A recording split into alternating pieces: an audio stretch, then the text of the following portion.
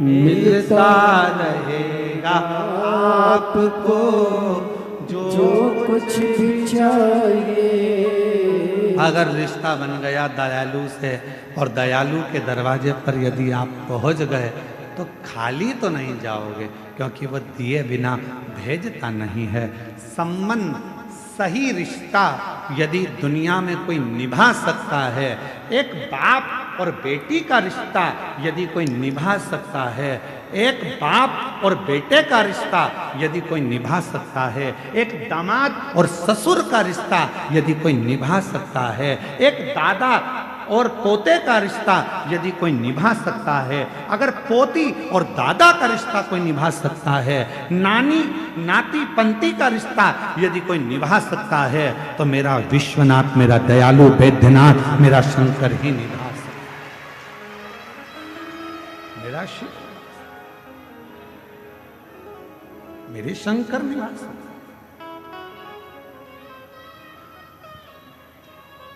उठाओ पूरे पुराण, जितने शास्त्र उठा सकते हो सारे शास्त्र उठाओ, और 33 कोटि देवताओं की लिस्ट में कोई एक देवता बता दो जिसने अपनी बेटी का कन्यादान करा। केवल एक, 33 कोटि देवता में केवल देव अधिदेव महादेव ऐसे हैं जिन्होंने अपनी बेटी अशोक सुंदरी का कन्यादान अपने हाथों से कर कर बेटी को विदा। 33 कोटि देवताओं की लिस्ट बनाओ और उसमें निकालो कि देवता कोई दादा बने हो तो भगवान शंकर दादा भी बने हैं। भगवान गणेश जी के पुत्र शुभ लाभ हुए पर दादा भी बने हैं। शुभ लाभ के पुत्र अमोद प्रमोद हुए पर दादा बने हैं भगवान। जरा विचार करिए कितना बड़ा रिश्ता मेरे शिव निभाते हैं। और बेटी ने कहा था अशोक सुंदरी ने, काशी की कथा है, काशी के एक वृक्ष के नीचे बैठकर अशोक सुंदरी ने अपने पिता भगवान देव अधिदेव महादेव से कहा था, पिताजी मेरी शादी हो रही है, आप मुझे विदा कर रहे हैं, आप मुझे कन्यादान में कुछ दोगे नहीं? शंकर भगवान ने कुबेर को डमरू बजाकर बुला लिया और कुबेर को खड़ा कर दिया कि कुबेर मेरी बेटी के कन्यादान में जो इसको चाहिए सब दे देना। कुबेर डमरू बजाते से कुबेर आकर खड़े हो गए और कुबेर से भगवान शंकर कह रहे हैं मेरी बेटी अशोक सुंदरी के कन्यादान में, इसकी विदाई में जो इसको चाहिए, जो लिस्ट दे सारा सामान निकाल दे, क्योंकि मेरी बेटी की शादी है और वो विदा हो रही है। अशोक सुंदरी ने हाथ जोड़कर कहा, पिताजी कभी कोई बेटी ये नहीं चाहती कि उसका बाप जब अपनी बेटी की शादी करे तो दूसरे से मांग कर करे। बाप की जितनी सामर्थ्यता हो बेटी चाहती है बस बाप उतने में शिक्षित। बेटी कभी अपने पिता को कर्ज में नहीं देखना चाहती, बेटी कभी अपने बाप को कर्जे में नहीं देखना चाहती। अगर मैं इस कुबेर से मांग कर अपना कन्यादान करवाऊंगी तो कन्यादान का मतलब क्या होगा?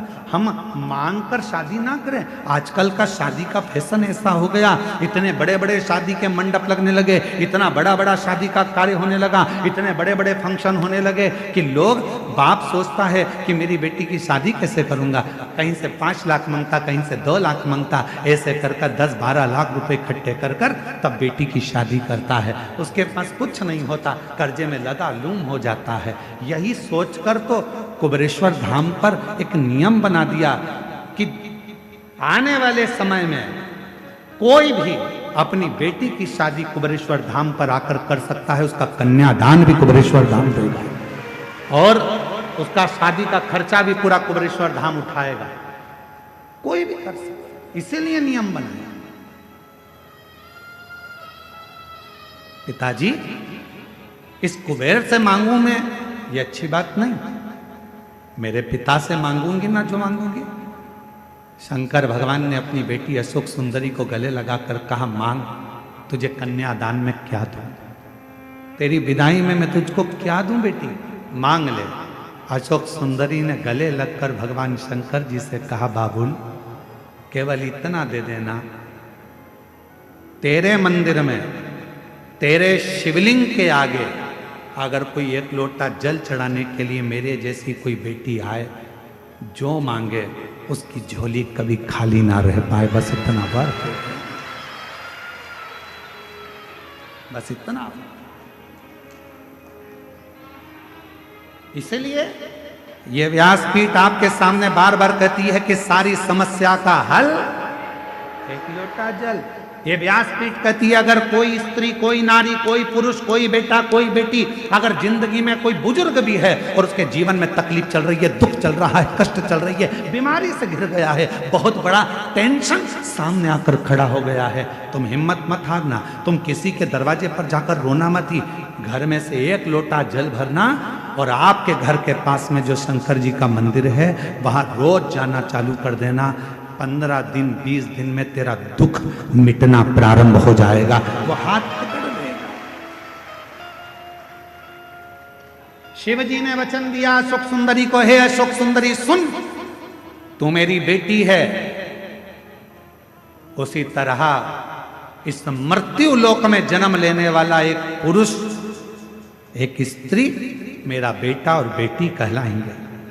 जो नारी, जो पुरुष, जो बेटा बेटी मेरे दरवाजे पर आएगा और एक लोटा जल समर्पित करेगा, वो जिंदगी में अशोक सुंदरी, जैसे मैंने तुझे खाली नहीं भेजा वैसे वो भी मेरे दरवाजे से कभी खाली नहीं जाएगा। इसलिए इस लाइन को याद रखना, ऐसे दयालु नाथ से रिश्ता बनाइए, ऐसे दयालु नाथ से रिश्ता बनाइए,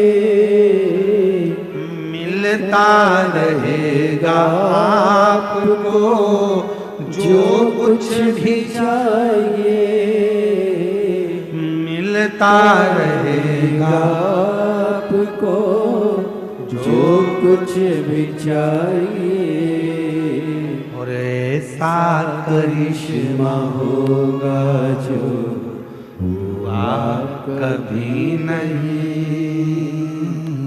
ऐसा करिश्मा होगा जो हुआ कभी नहीं। मांगा है भोलेनाथ से वरदान एक ही, मांगा है भोलेनाथ से वरदान एक ही, तेरी कृपा बनी रहे जब तक है जिंदगी, तेरी कृपा बनी रहे जब तक है जिंदगी। बस तू दयालु दातार, तेरा संबंध एक बार मुझसे हो गया।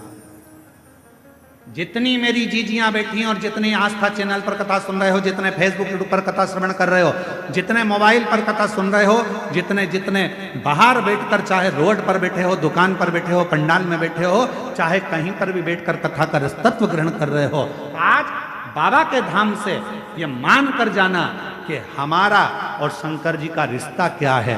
शिव जी को आज से अपना पिता मानना और तुम उसकी पुत्री हो जाना, संबंध फिर देखो बनेगा। एक बाप और बेटी का रिश्ता सबसे प्रबल रिश्ता होता है, सबसे प्रबल रिश्ता।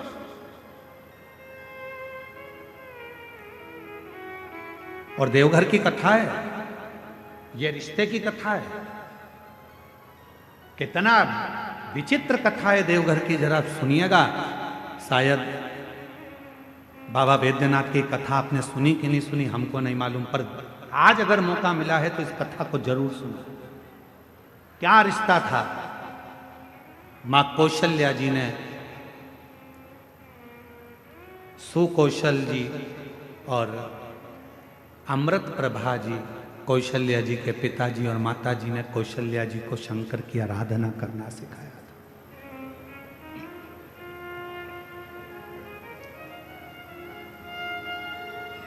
कौशल्या मैया शिव जी की आराधना में लीन, कहते हैं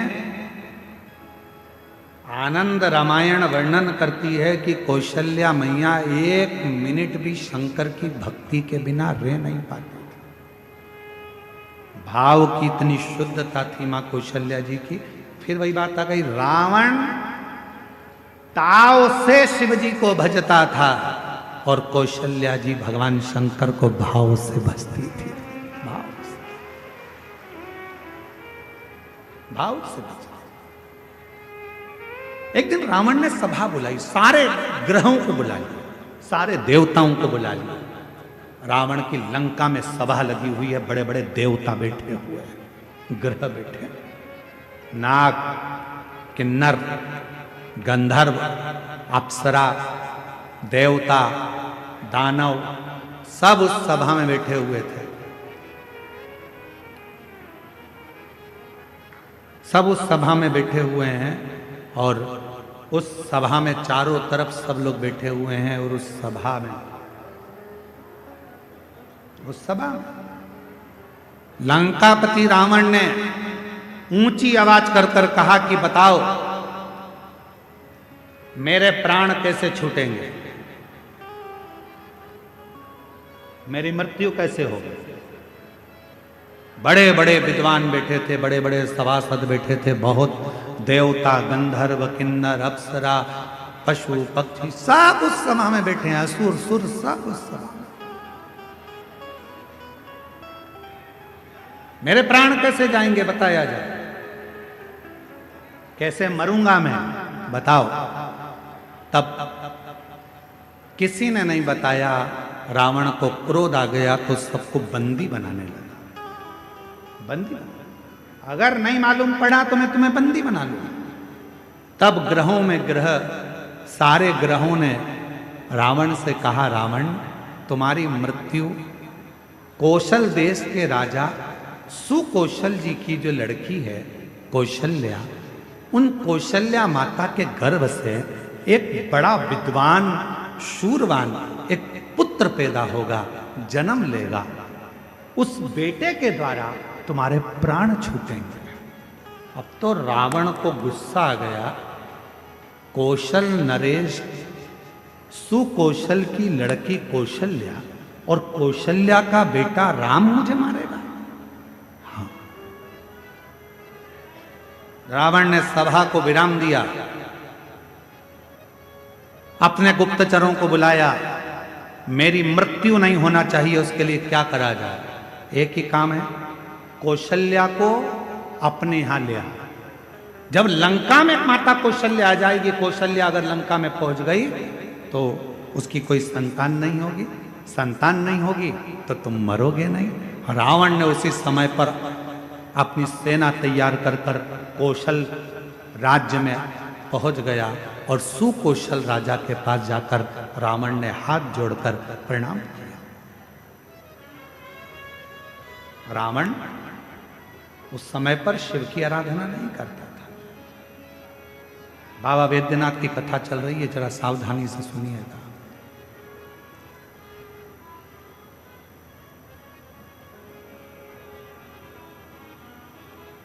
रावण उस समय शिव की आराधना नहीं करता था। सुकौशल जी ने देखा कि लंका का राजा रावण आया है, बड़ा प्रबल वीर। लंकेश आइए। कैसे आना हुआ? सुकौशल जी ने जब पूछा तो रावण ने कहा कि हमको आपकी बेटी कौशल्या चाहिए। आप अपनी पुत्री कौशल्या को लंका ले जाने की आदेश दें। सुकौशल जी मुस्कुराकर बोले कि बेटी हमारी है, पर हमारी बेटी की आज्ञा के बिना हम कोई निर्णय नहीं ले सकते, कोई नहीं।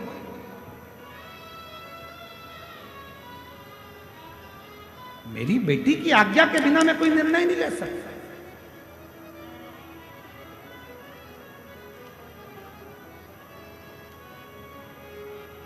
विचार किया।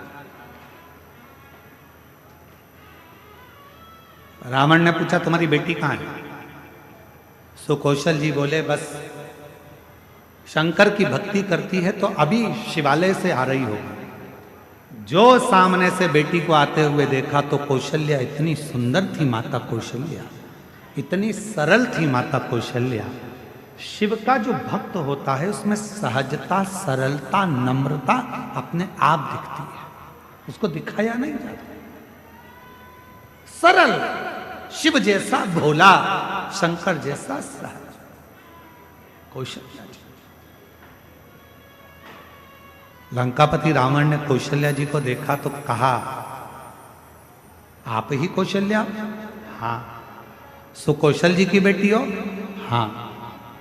हम आपको लंका ले जाने के लिए। मुझे लंका? हाँ। कौशल्या जी कहने लगी, मैं तो लंका नहीं जाऊं, मैं लंका नहीं जाऊं। रावण कहने लगा, तुम मुझे जानती नहीं हो कौशल्या,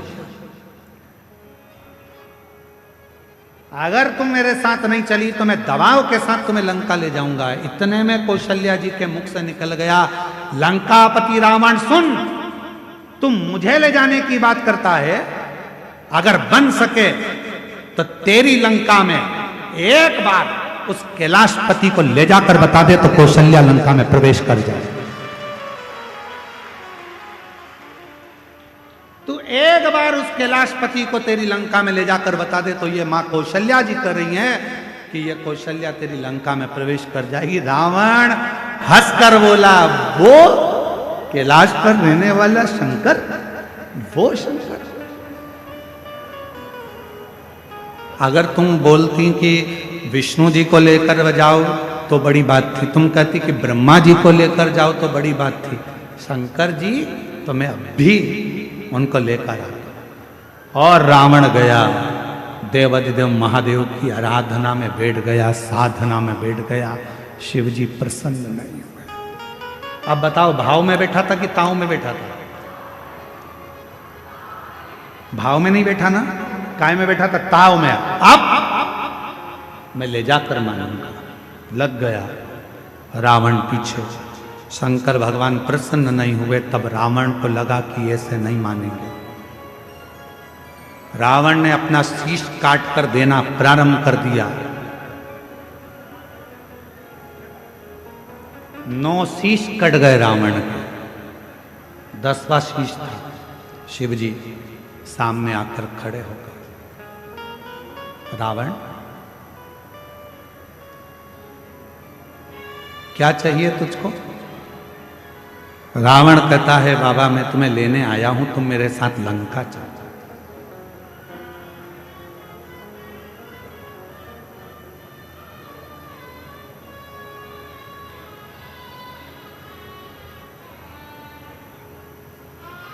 शिव जी कहने लगे, ऐसे तो मैं लंका जा नहीं सकता,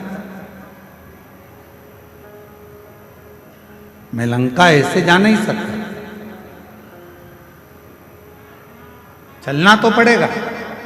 रावण जिद पर अड़ गया। तब देवाधिदेव महादेव ने मां पार्वती जी से जाकर कहा कि लंकापति रावण मुझे लेने के लिए आया।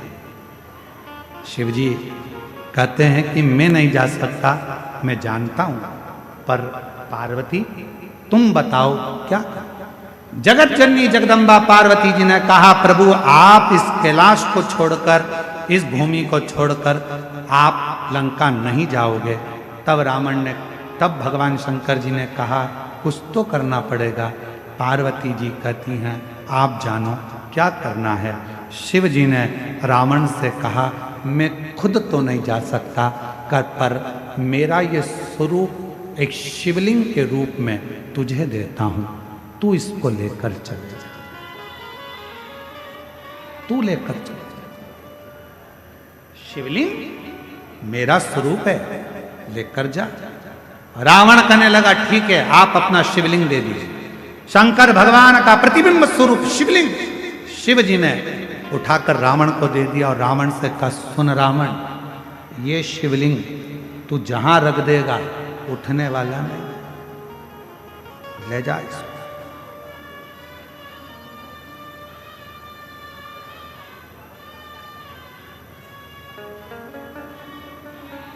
सूचना मिल गई मां पार्वती को। पार्वती को सूचना मिल गई कि शिव जी एक लिंग की आकृति में रावण के साथ लंका जा रहा है।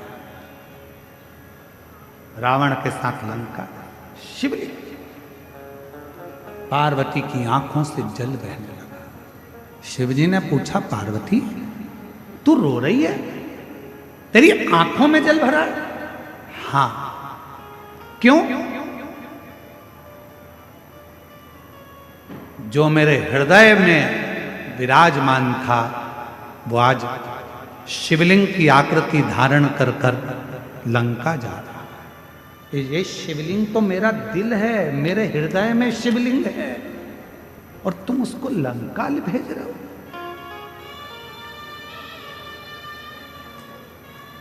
शिव जी मुस्कुराने लगे, पार्वती जी प्यार अगर पक्का होता है तो कोई जा नहीं सकता। बस इतना शंकर जी ने कहा और पार्वती जी समझ गई। पार्वती जी ने गणेश जी को बुलाया, गणेश शीघ्र आओ। गणेश जी ने कहा, मां आज्ञा करिए। गणेश जाओ, एक ग्वाले का रूप रख लो, तुम्हारा नाम होगा बेजू ग्वाला, और बेजू ग्वाला का रूप रखकर रास्ते में जाना। रावण संध्या करने के लिए रुकेगा, शिवलिंग तुम्हारे हाथ में देगा, थोड़ी देर उसके सामने पकड़ कर रखना, थोड़ी देर बाद जमीन पर रख देना। और सुनो गणेश, इस शिवलिंग को मैं बताऊंगी वहां रखना। जी मां, आज्ञा आपकी। रावण संध्या करने के लिए रुका, सोचा कि इस शिवलिंग को कहां रखूं। गणेश जी ग्वाले का रूप रखकर डंडा हाथ में लेकर घूमते फेटा बांध कर आ गए।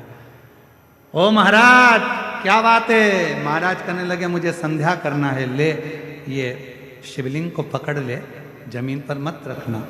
ठीक है, मैं अब भी आया हूं संध्या कर कर। जो गणेश जी के हाथ में, बेजू ग्वाले के हाथ में शिवलिंग दिया, गणेश जी ने मां से पूछा, मां आप बताओ शिवलिंग कहाँ रखूं? माता पार्वती ने कहा, जब मैं सती बनकर जन्मी थी, जब मैं सती बनकर जन्मी थी, ये शिवलिंग मेरे हृदय में बसता है। जब मैं सती बनकर जन्मी थी, मेरे पिता दक्ष प्रजापति के यज्ञ में पहुंची थी और यज्ञ कुंड में मैंने प्राणों को त्याग दिया था। मेरे पति शंकर भगवान ने मेरा शरीर कंधे पर धारण कर तांडव किया था।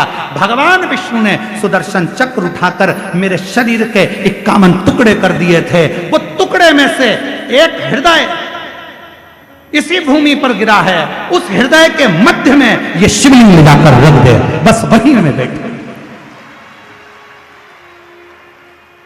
उस हृदय के मध्य में ये शिवलिंग रखाना चाहिए। भगवान गणेश जी महाराज बेजू ग्वाला पार्वती जी के कहने पर मां सती के हृदय को ढूंढने लगा। भगवान गणेश जी समझ नहीं पाए कि माता सती का हृदय कहां है। तब गणेश जी को साधना करने में समय लग गया। माँ दुर्गा भवानी पार्वती जी खुद प्रकट होकर हाथ में शिवलिंग लेकर ग्वाले के साथ जहां माँ सती का हृदय धड़क रहा था, उस हृदय के मध्य में शिवलिंग को रख दिया। हृदय इतना धड़क रहा था, हृदय इतना धड़क रहा था, हृदय इतनी हाँप भर रहा था कि जो शिवलिंग बेजू ने रखा वो अंदर धसता चले गया, धीरे धीरे अंदर जाता चले गया, जाता चले गया। हृदय में शिव का वो शिवलिंग, वो प्रेम अंदर समाता चले गया। तब बेजू ने कहा, माँ पूरा शिवलिंग अगर हृदय में समा जाएगा तो माँ संसार के लोगों को कैसे मालूम पड़ेगा कि शिव और सती इसी जगह पर विराजमान है, एक ही स्थान पर। इसलिए माँ इसको रोक दो। छोटा सा शिवलिंग बाहर रह गया, छोटा सा शिवलिंग बाहर। पूरी दुनिया में केवल एक ज्योतिर्लिंग बाबा वैद्यनाथ ऐसे हैं जो मां सती की 51 शक्ति पीठ में से एक शक्ति पीठ जहां मां का हृदय गिरा है, उस हृदय के ऊपर शंकर भगवान का शिवलिंग विराजमान है। पूरी दुनिया में केवल एक ज्योतिर्लिंग, पूरी दुनिया दुनिया में केवल एक ज्योतिर्लिंग है जहां मां सती के हृदय पर शंकर जी का शिवलिंग विराजमान है। शिवलिंग, इसलिए इसको शक्ति पीठ कहते हैं।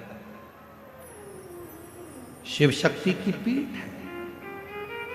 रावण आया, बैजू से पूछा क्यों? मैंने शिवलिंग दिया था, वो तो मैंने रख दिया, बहुत भजन था, उठ ही नहीं रहा था। रावण को गुस्सा आया, मारने के लिए दौड़ा, बैजू भाग गए। बताओ, तूने मेरा शिवलिंग रख दिया। अब तो रावण को क्रोध आ गया, मतलब कौशल्या के गर्भ से बालक जन्मेगा और मुझे मारेगा, उससे पहले इस कौशल्या को तो मैं कहीं ना कहीं छुपा दे। रावण गया, माया रची और कौशल नरेश की नगरी में प्रवेश कर कर सुकौशल राजा की राज्य में कौशल्या मैया तो सो रही थी और रावण ने उस कौशल्या मैया को उठा लिया। रावण ने कौशल्या मैया को उठाया, एक पेटी में बंद कर दिया। एक पेटी में बंद कर कर उस पेटी को किसी को पता ना चले तो समुद्र में गया। समुद्र में जाकर एक बड़े महामत्स्य को देखा, बड़ी मछली को देखा और मत्स्य से कहा, महामत्स्य मुख खोल। महामत्स्य ने मुख खोला, रावण ने उसके मुख में वो पेटी रख दी और मत्स्य से कहा तू समुद्र में घूमता रहे। ये कौशल्या किसी को मिलने वाली नहीं, इतनी मछलियों में कौन जानेगा कि कौन सी मछली के मुंह में कौशल्या जी है। प्रमाण कर। महामत्स्य जा रहा था, मछली जा रही थी, इतने में एक बड़ी, उससे भी बड़ी मछली महामत्स्य सामने आ गई। उससे उस मछली का झगड़ा होने लगा। झगड़ा होने लगा तो इस बड़ी मछली ने मुंह फाड़ा। मुंह फाड़ते से कौशल्या जी की वो पेटी समुद्र में गिर गई। गिरते गिरते वो पेटी एक टापू पर पहुंच गई। उस टापू पर पहुंची जहां पर राजा दशरथ पार्थिव शिवलिंग का पूजन कर रहे थे और उनको वो पेटी दिखी। पेटी को खोला गया, सुंदर कन्या दिखी। पूछा तुम कौन हो? मैं कौशल राजा की बेटी हूँ। कौशल राजा के यहाँ कौशल्या को पहुंचाया। कौशल राजा ने अपनी बेटी कौशल्या का विवाह दशरथ जी के साथ कर दिया और तब राम जी का प्रकट।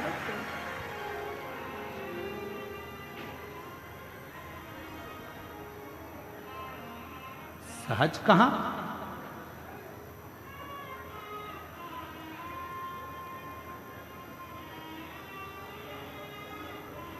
शिव की आराधना करने वाले को शिव की आराधना करने वाला मिलता। शिव की साधना करने वाले को शिव की साधना करने वाला मिलता। जो भगवान शिव को भजता है उसे शिव का भक्त ही प्राप्त होता। ऐसे दयालु नाथ से रिश्ता बनाइए, ऐसे दयालु नाथ से रिश्ता बनाइए। मिलता रहेगा आपको जो कुछ भी चाहिए। मिलता रहेगा आपको जो कुछ भी चाहिए। ऐसा करिश्मा होगा जो हुआ कभी नहीं। ऐसा करिश्मा होगा जो हुआ कभी नहीं। तेरी कृपा बनी रहे जब तक है जिंदगी। तेरी दया बनी रहे जब तक है जिंदगी। मांगा है भोलेनाथ से वरदान एक ही। मांगा है भोलेनाथ से वरदान एक ही। तेरी दया बनी रहे जब तक है जिंदगी तेरी दया बनी रहे जब तक है जिंदगी। मांगा है भोलेनाथ से वरदान एक ही। शिव से मेरे बाबा संबंध जोड़ते भी हैं तो वहां जोड़ते हैं जहां कोई शिव का भक्त हो। ए मेरी जीजियों, मेरे जीजाओं, मेरी बेटियों, बेटाओं, मेरी माताओं, मेरे बुजुर्ग माता पिता, ध्यान रखना, शिव महापुराण की कथा में मन उसी का लगता है। शंकर जी के मंदिर में एक लोटा जल चढ़ाने वही जाता है जिसका पुराना संबंध भगवान देव अधिदेव महादेव से रहा होगा। पुराना संबंध। शिव जी से आपका संबंध पुराना है। बाबा से यदि आपका रिश्ता पुराना है तो वो संबंध आपको यहां तक लेकर आता है। वो संबंध,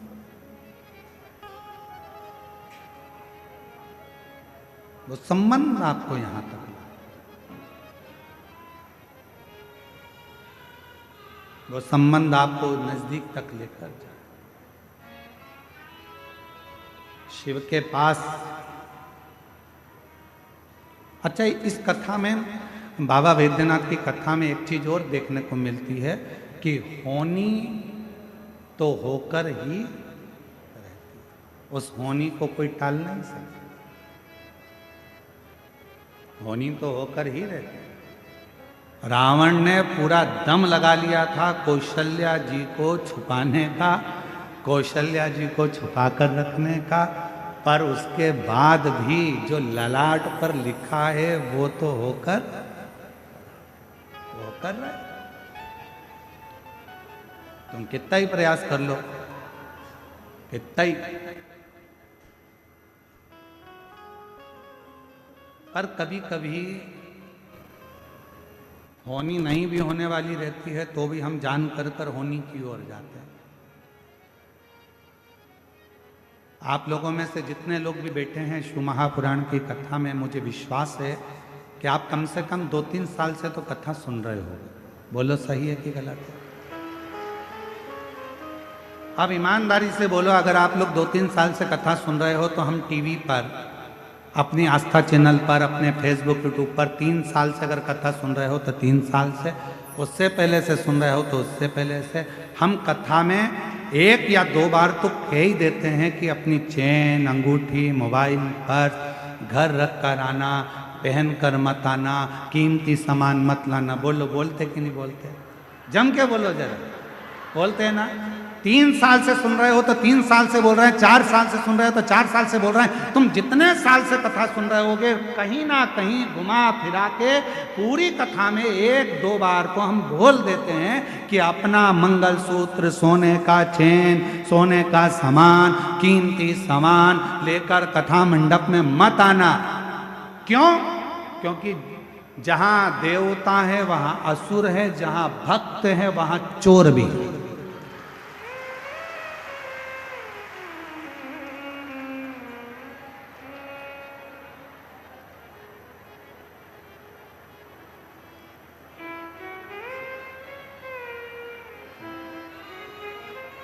जहाँ जगह मिल जाए वहाँ बैठ जाओ और बाबा को अपने मन का भाव अवश्य करें। दिल से प्रार्थना अवश्य करें।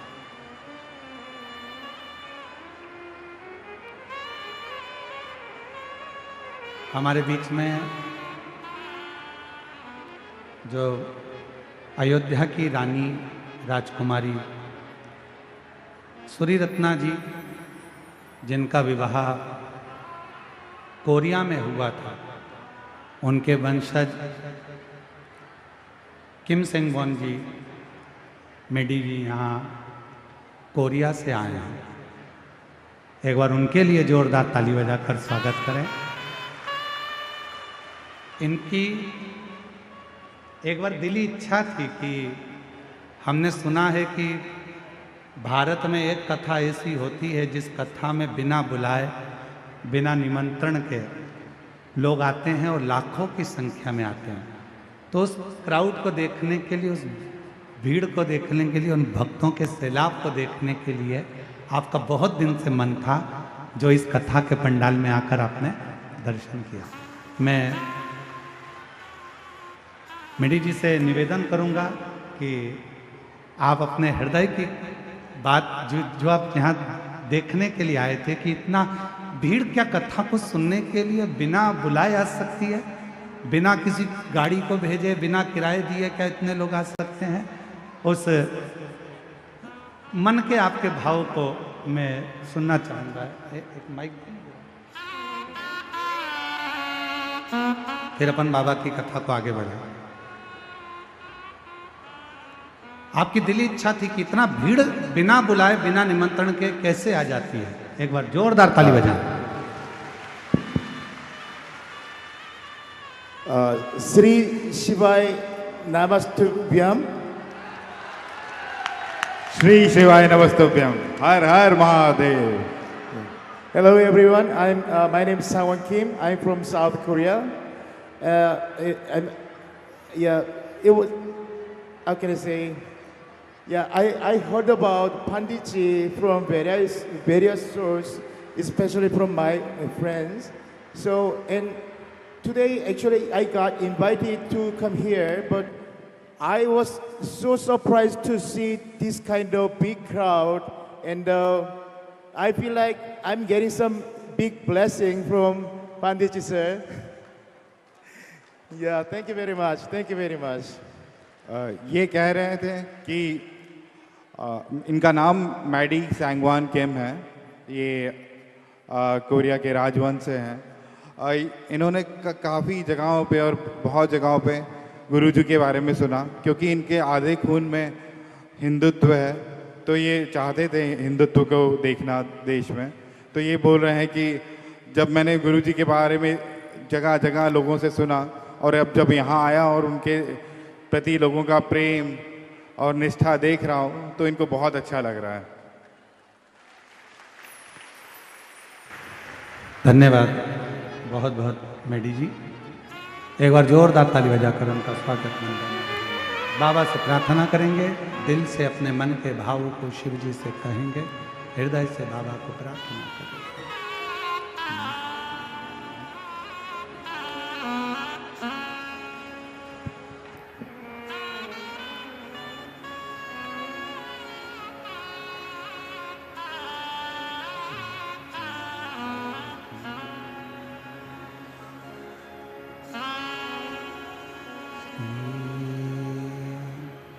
शिवाय नमस्तुभ्यं। श्री शिवाय नमस्तुभ्यं। श्री शिवाय नमस्तुभ्यं। श्री शिवाय नमस्तुभ्यं। श्री शिवाय नमस्तुभ्यं। भोला सब दुख काटो मारा, ओ भोला सब दुख काटो मारा। शिव शंकर जपो तेरी माला, भोले बाबा जपो तेरी माला। भोला सब दुख काटो मारा, ओ भोला सब दुख काटो मारा। वेश है मंगल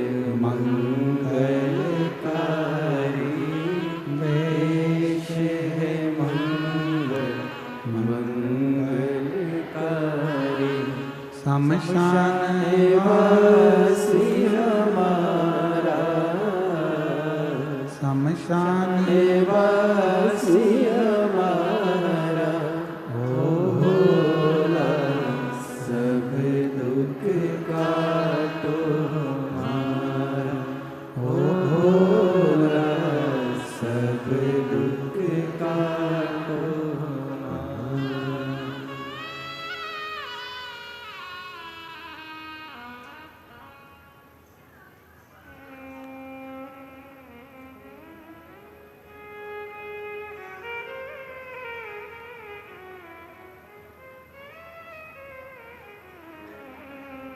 बाबा देवाधिदेव महादेव भगवान शिव की पवित्र कथा कर रही है, शिव महापुराण कथा वर्णन कर रही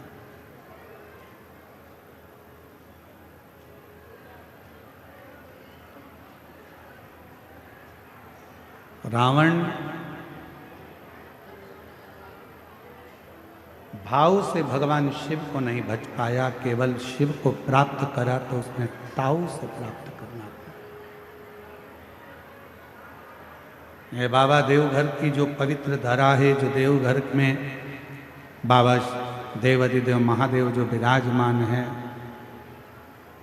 वो मां सती के हृदय पर शिवलिंग विराजमान।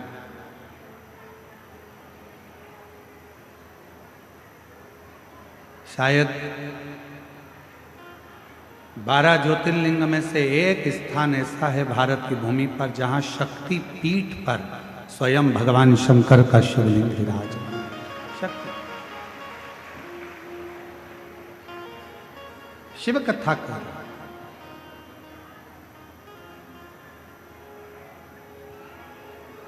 शिव को समझना,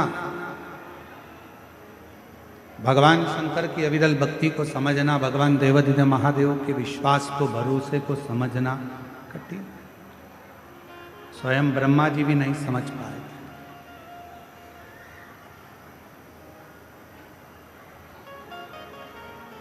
ब्रह्मा जी के भीतर थोड़ा सा अहम, ब्रह्मदेव के भीतर थोड़ा सा अहंकार आ गया कि ये रचना मैंने करी है, ये रचना करता मैं हूं।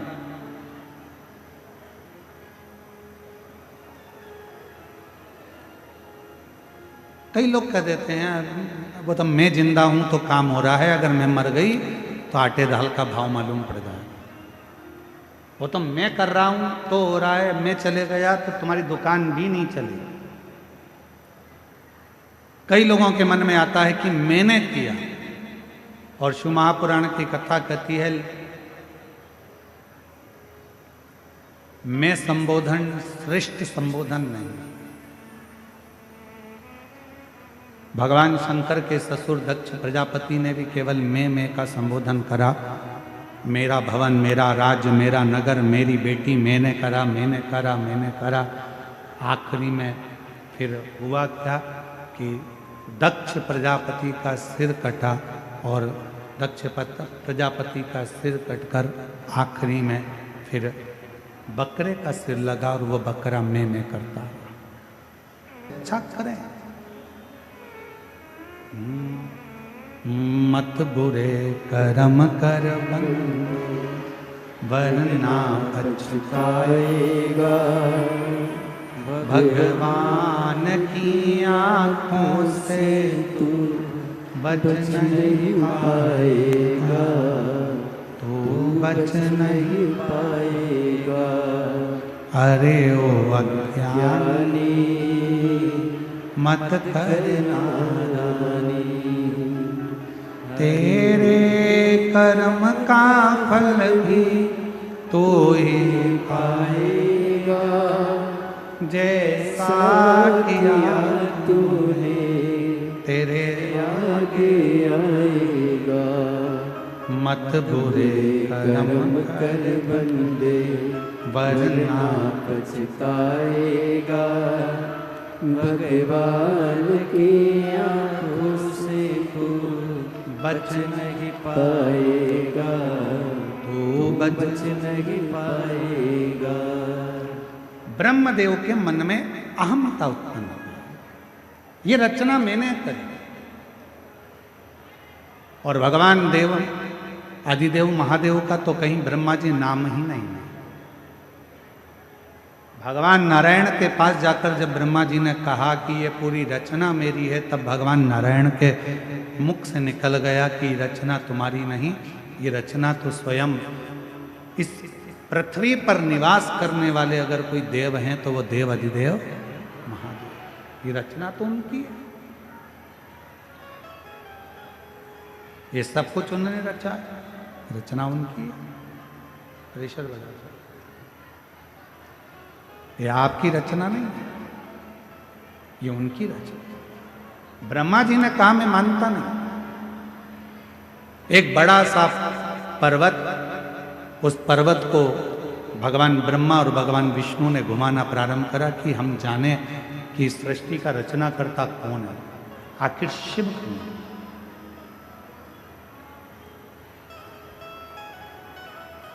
और ऐसे दुनिया में कई लोग हैं जिनको भगवान शंकर को जानने के लिए बहुत विचार करते हैं, आखिर ऐसा क्यों, शिव क्यों, शिव कौन।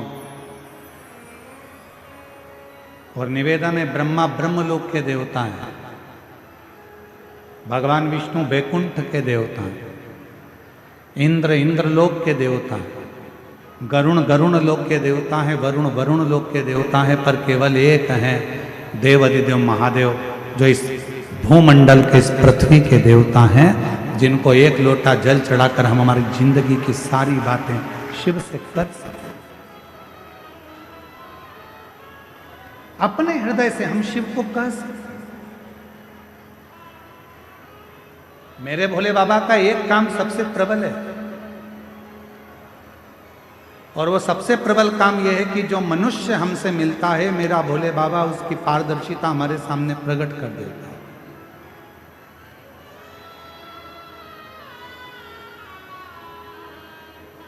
मेरे शंकर वो पारदर्शिता प्रकट कर देते हैं।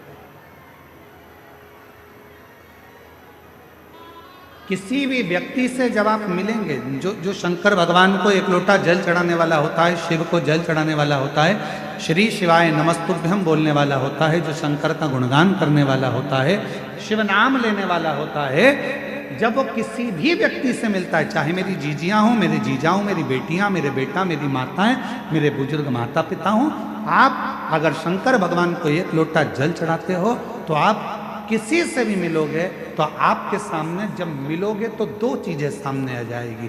जिससे मिल रहे हो, या तो उस व्यक्ति का अहंकार तुम्हारे सामने आएगा, या उस व्यक्ति का संस्कार तुम्हारे सामने आएगा। सामने जाएगा।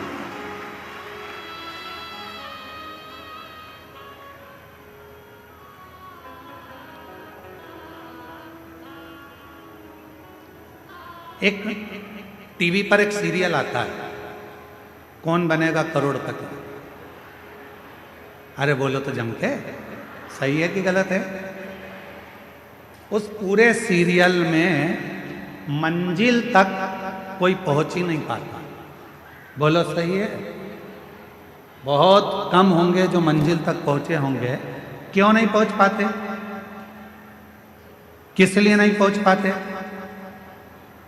जो बैठा है सीट पर, क्या उसको उस प्रश्न का उत्तर याद नहीं है? उसको याद है। जो सीट पर बैठा है उसको प्रश्न का उत्तर याद है, वो सब कुछ याद कर कर गया है, सब कुछ बोल सकता है, सारा उत्तर दे सकता है, सब कुछ बता देता है।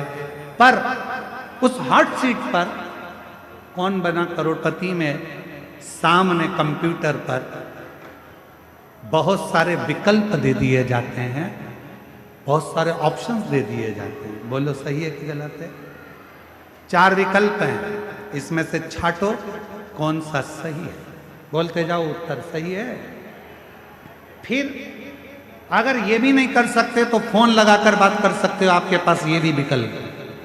फिर आपके पास एक विकल्प और है कि आप किसी की सहायता ले सकते हो। जो व्यक्ति हॉट सीट पर बैठा है, क्या वो उत्तर नहीं जानता है?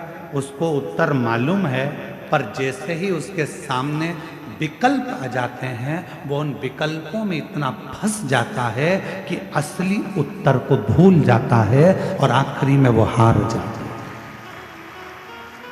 आखिरी में एक प्रश्न और उसका एक उत्तर अगर है तो मंजिल तक पहुंचे।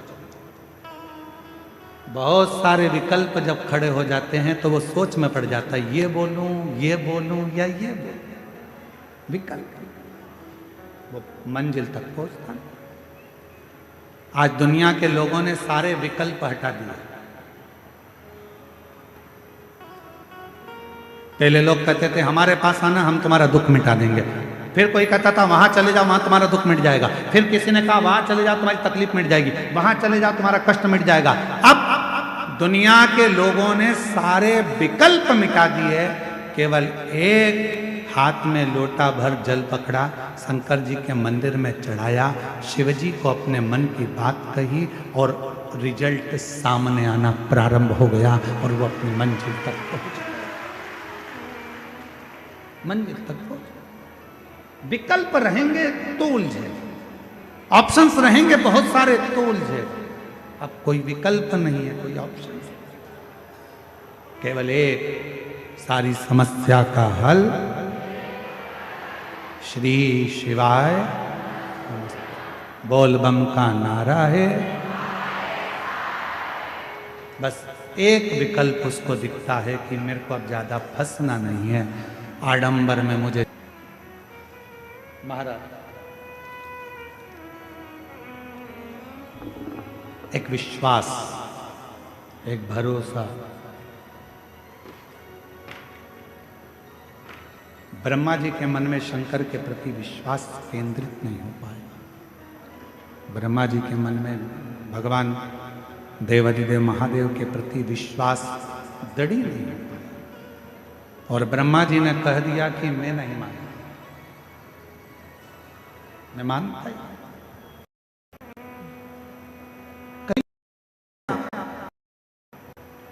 कोई कहेगा काय को चक्कर में पड़े हो, एक लोटा जल से कुछ होता है। कोई कहेगा बेलपत्र खाने से कुछ होता है। कोई कहेगा शिव जी पे जल चढ़ाकर पीने से कुछ होता है। आप उससे एक बात जरूर कहना कि हम तुमसे पूछने के लिए नहीं आए कि हमको क्या करना है। जन्म मेरे माता पिता ने मुझे दिया है, परवरिश मेरे माता पिता ने करी है,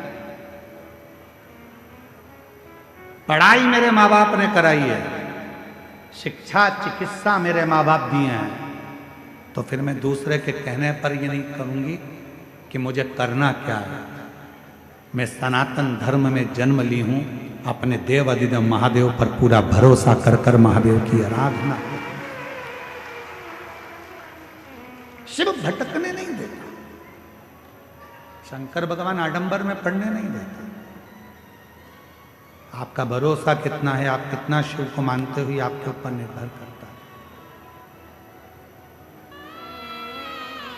जितना भटकोगे शिव से उतने दूर होते चले जाओगे। ब्रह्मा जी भटक लिए, भगवान विष्णु ने कहा कि तुम चाहो तो शिव जी की परीक्षा लो।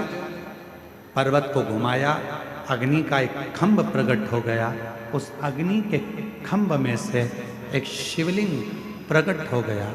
यही मार्गशीर्ष मास का महीना था, जिस महीने में भगवान शंकर का प्रथम शिवलिंग प्रकट हुआ था। और उसी मार्गशीर्ष मास में आप और हम शिव महापुराण की कथा को श्रवण कर रहे हैं। उसी मार्गशीर्ष मास। किस्मत वाले तो हो तुम लोग, ये तो पक्का है, ये निश्चित है। अपने अपने घर जाकर नजर उतरवा लेना तुम अपनी अपनी, कि बाबा ने बहुत बड़ी कृपा कर ली, दया कर ली। हम सब इकट्ठे और भोलेनाथ के पट्टे। तुम सहज नहीं हो, सरल नहीं हो, बहुत कहीं कहीं बाबा देव अधिदेव महादेव का कोई पुराना संबंध और आपका और हमारा शंकर जी से रहा होगा, जो शिव महापुराण की कथा मार्गशीर्ष मास में श्रवण करने का सौभाग्य मिला।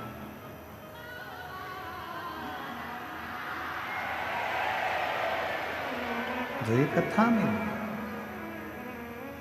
और मैंने तेरे ही भरोसे बाबा, तेरे ही भरोसे हवा बिछी उड़ती जावागी बाबा, डोर तो छड़ी नाम कटी जावागी। भोले मैं तेरी पतंग, शंभू मैं तेरी पतंग, हवा बिछी उड़ती जावागी बाबा, डोर तो छड़ी नाम कटी जावागी। एक विश्वास अपने भीतर प्रकट करो। ब्रह्मा जी के भीतर वो विश्वास प्रकट नहीं हो पाया। पर्वत घुमाया, शिवलिंग प्रकट हो गया, फिर अभी भी शिवलिंग में से आवाज आई कि ब्रह्मा जी तुम भरोसा नहीं कर पाओ। व्यक्ति जगह जगह की ठोकर कब तक खाता है, जब तक वो पूर्ण भरोसा शिव पर नहीं कर पाता, जब तक उसका विश्वास दृढ़ ही नहीं हो पाता। जिस मनुष्य का भरोसा शंकर जी पे पूरा हो जाता है, फिर वो कभी भटकता नहीं। जैसे जिसकी जिससे पहचान होती है ना, जरा सा भी काम अटका तो अभी फोन लगाती हूँ, अभी रुक जा, अभी फोन लगाती हूँ, लगाया फोन, ले बात कर ले, आगे बैठूंगी आगे।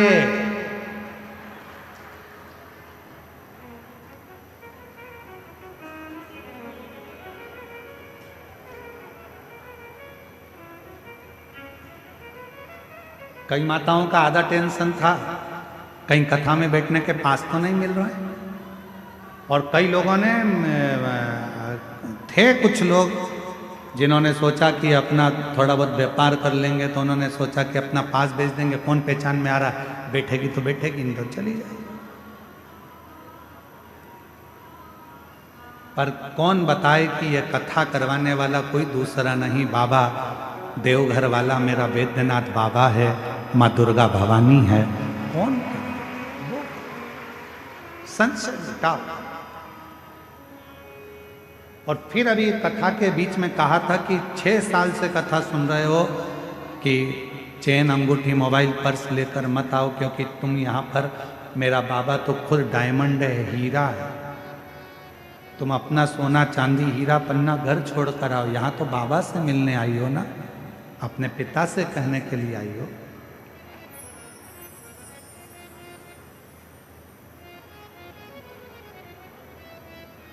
सुनार की दुकान पर सोना खरीदने जाओ तो जरूरी नहीं है कि पूरे घर का सोना पहन के जाओ।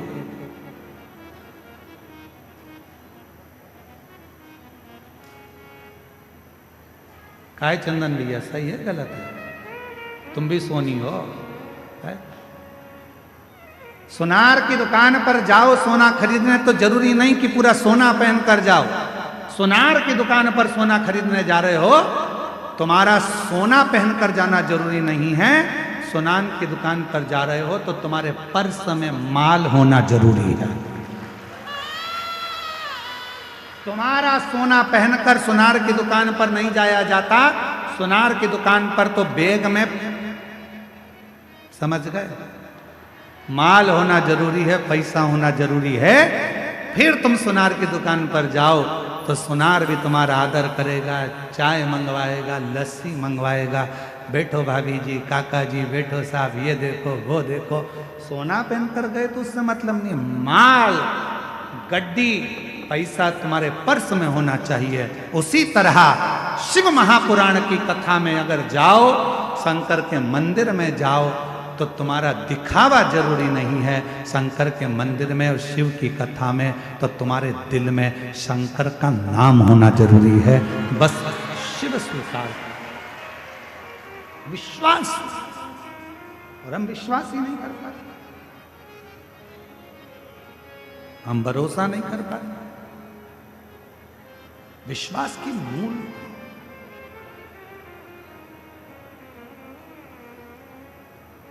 शिव कथा कह रही है। भगवान ब्रह्मा जी ने कहा इस शिवलिंग में अगर शंकर भगवान है तो नारायण भगवान से कहा कि तुम चरण देखने जाओ, मैं शीश देखने जाता हूं। भगवान नारायण को चरण नहीं मिले, भगवान नारायण वापिस आ गए। ब्रह्मा जी से कहा कि जब तक ब्रह्मा जी आए, ब्रह्मा जी ऊपर गए, शीश नहीं मिला।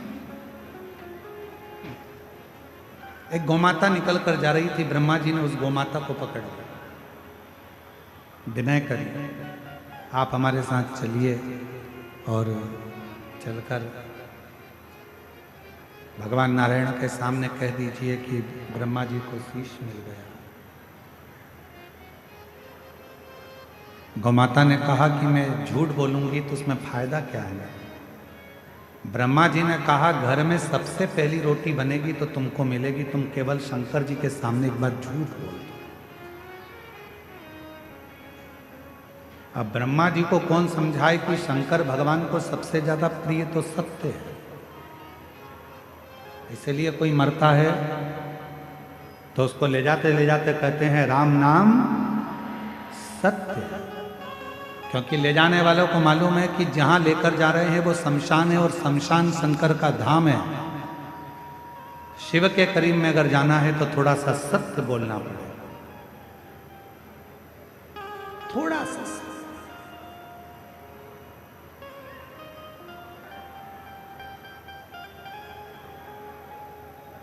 गौ माता से कह दिया कि तुम झूठ बोल रहे। गौ माता ने कहा कि मैं जाकर अगर बोल भी दूंगी तो मेरी बात मानेगा कौन? कौन जानेगा मेरी बात को? थोड़ा डीले कम कर आवाज को क्लियर करो। कौन मेरी बात को जानेगा? एक केतकी के पुष्प को ब्रह्मा जी ने तोड़ लिया और केतकी के फूल से कहा कि तुम मेरे साथ चलो, नीचे चलकर भगवान विष्णु जी के सामने कह देना कि ब्रह्मा जी को भगवान शिव का शीश मिल गया। केतकी के पुष्प ने कहा मैं झूठ क्यों बोलूं, वो भी देव अधिदेव महादेव के सामने। ब्रह्मा जी ने कहा कि सारे देवताओं पर तुझे चढ़वाऊंगा, सुगंधित बनाकर रखूंगा, तो केवल शंकर भगवान के सामने चलकर झूठ बोल दो। ठीक है। ब्रह्मा जी आ गए। भगवान विष्णु ने पूछा क्यों ब्रह्मा जी, आपको शंकर भगवान का शीश मिला है क्या? भगवान ब्रह्मा जी ने कहा मैं बताऊं, पहले आप बताओ, क्या आपको भगवान शंकर का चरण मिला है क्या? भगवान नारायण ने कह दिया कि मुझे शिव जी का चरण नहीं मिला, मुझे शंकर भगवान का चरण प्राप्त नहीं। एक बार सत्य बोल दो तो ढेर सारे झूठ बोलने की जरूरत नहीं पड़ती। जो व्यक्ति एक झूठ बोलता है तो उसको ढेरों झूठ बोलना पड़ते हैं, बार बार झूठ बोलना पड़ता है, बार बार झूठ बोलना पड़ता है, और झूठ का पहाड़ खड़ा हो जाता है। शिव जी की प्रसन्नता का एक कारण और है कि शिव को सत्य, सत्यम शिवम,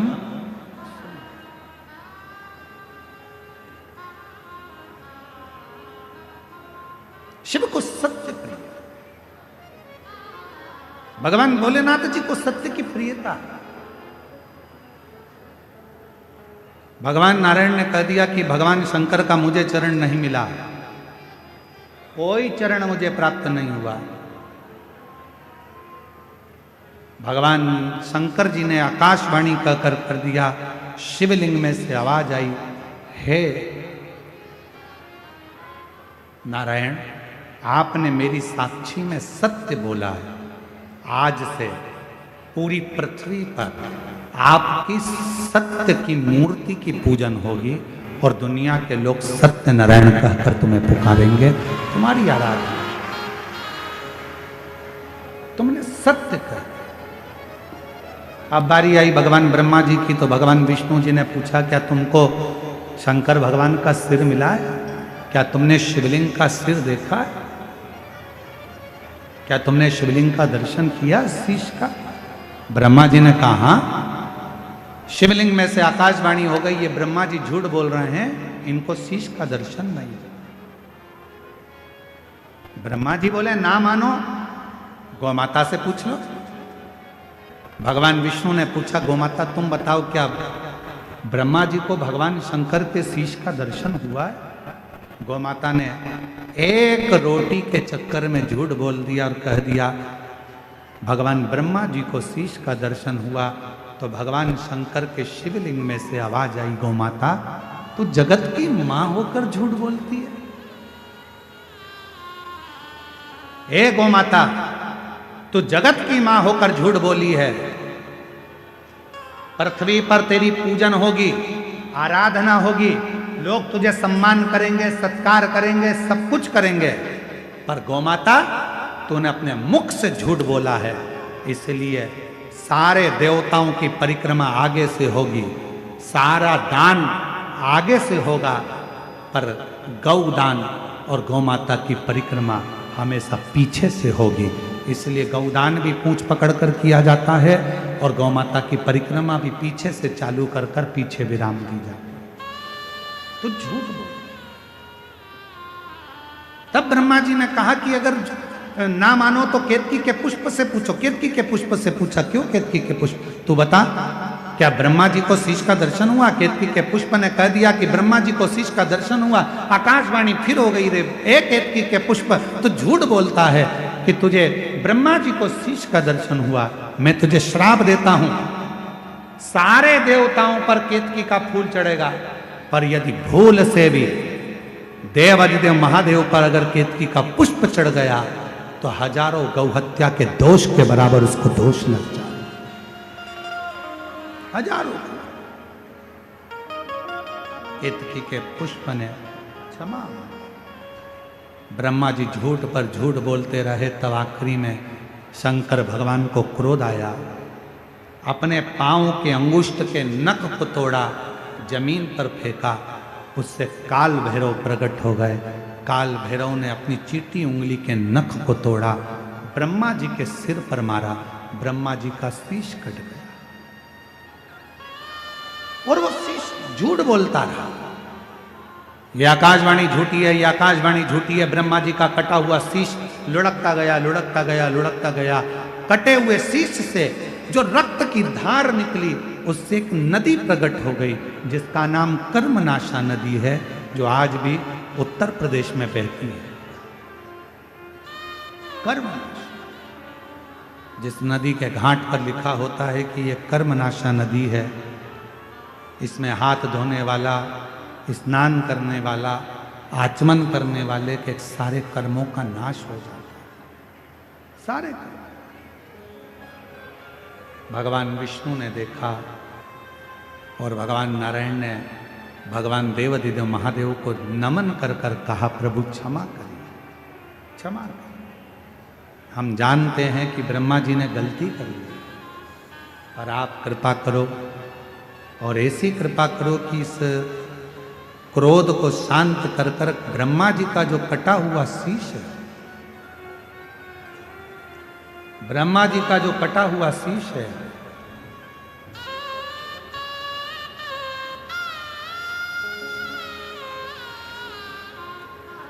ब्रह्मा जी का जो कटा हुआ शीश है, वो कटा हुआ शीश जगत में पूज्य हो, ऐसी कृपा। तब भगवान देवाधिदेव महादेव ने ब्रह्मा जी के कटे हुए शीश को बट वृक्ष बना दिया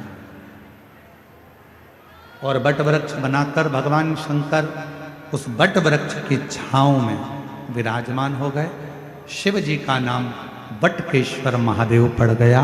बोल बटकेश्वर महादेव की जय। भगवान देवाधिदेव महादेव का नाम बटकेश्वर महादेव पड़ गया। और वटकेश्वर नाथ पढ़ने पर भगवान शंकर की कथा कहती है, शिव महापुराण की कथा वर्णन करती है, देवाधिदेव महादेव का सुंदर संवाद कहता है। जब जिंदगी में बहुत बहुत चिंता, टेंशन,